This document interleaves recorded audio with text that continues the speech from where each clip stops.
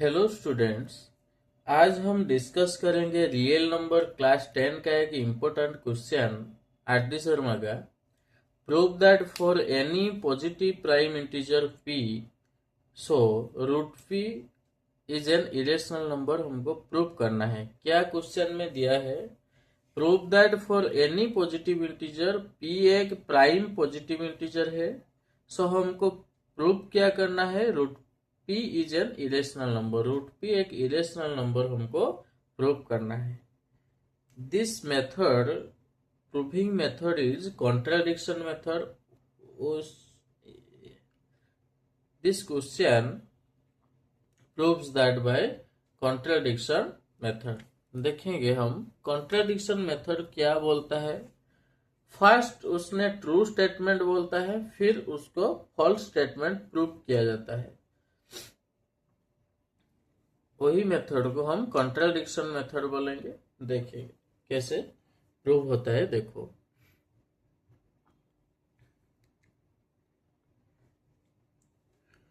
मैं first root P को एक उसने क्या दिया है, root P is an irrational number prove करने के लिए दिया है।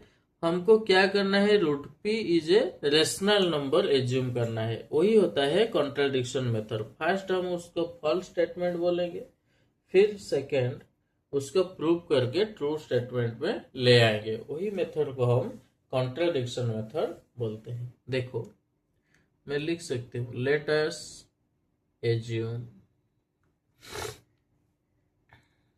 Root p is a rational number such that rational number होने के उसका फॉर्म क्या है? Root p equals to a by form में ले सकते हैं। क्या होता है a बाई, क्या होता है a बाई b, और a b कौन होता है? वेयर लिख देती हूँ, a एंड b आर को प्राइम। को प्राइम का मतलब क्या है? a और b का कोई भी कॉमन फैक्टर नहीं रहेगा वन के छोड़कर, अदर देन वन। वन को छोड़ करके और कोई भी कॉमन फैक्टर a और b का नहीं है। So b not equals to 0। Since मैं लिख देती हूँ, they have no common factor of a b other than one को छोड़ करके और कोई भी कॉमन फैक्टर ए बी का नहीं है। उसको हम को प्राइम बोलते हैं। क्या करेंगे? रूट पी का रूट कैसे उठाएंगे? उसको स्क्वायर कर देंगे, बोथ साइड में करना पड़ेगा। स्क्वायरिंग बोथ साइड हम कर देते हैं। क्या करेंगे? रूट पी का whole square equals to A by B का होल स्क्वायर करना पड़ेगा।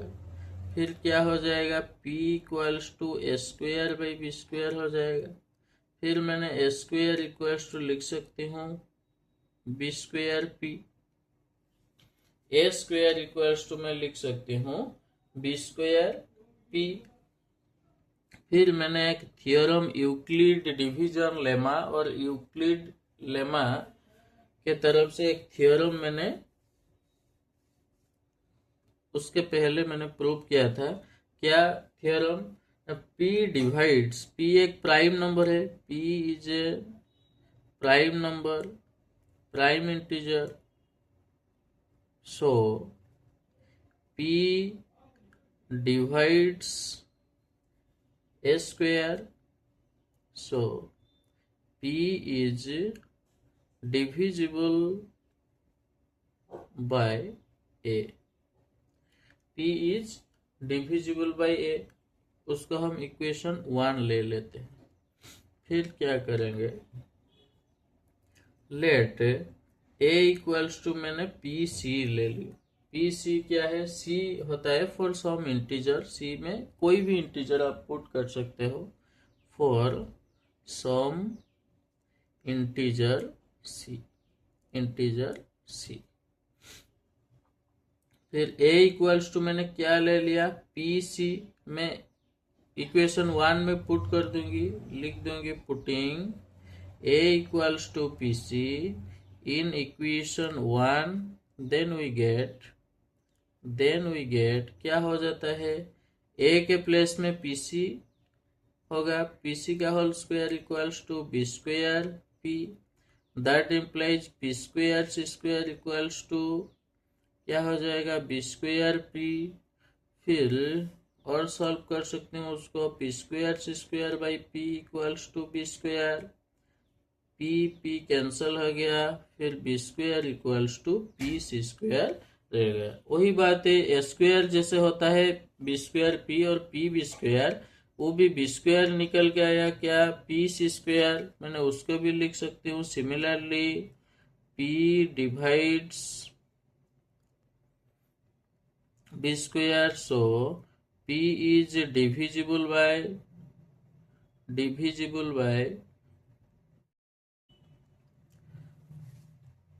तो क्या हो जाएगा, देखो उसमें हम क्या दिखते हैं, मैंने ए बी को एज्यूम किया था क्या को प्राइम, उसका कोई भी कॉमन फैक्टर नहीं होगा अदर देन वन को छोड़ करके, बट उसका क्या हो गया, p is divisible by A square और a भी हो गया, और p is divisible by b square, तो उसका क्या होगा, मैं लिख देती हूँ, we have shown that p is divides both a and b. This contradiction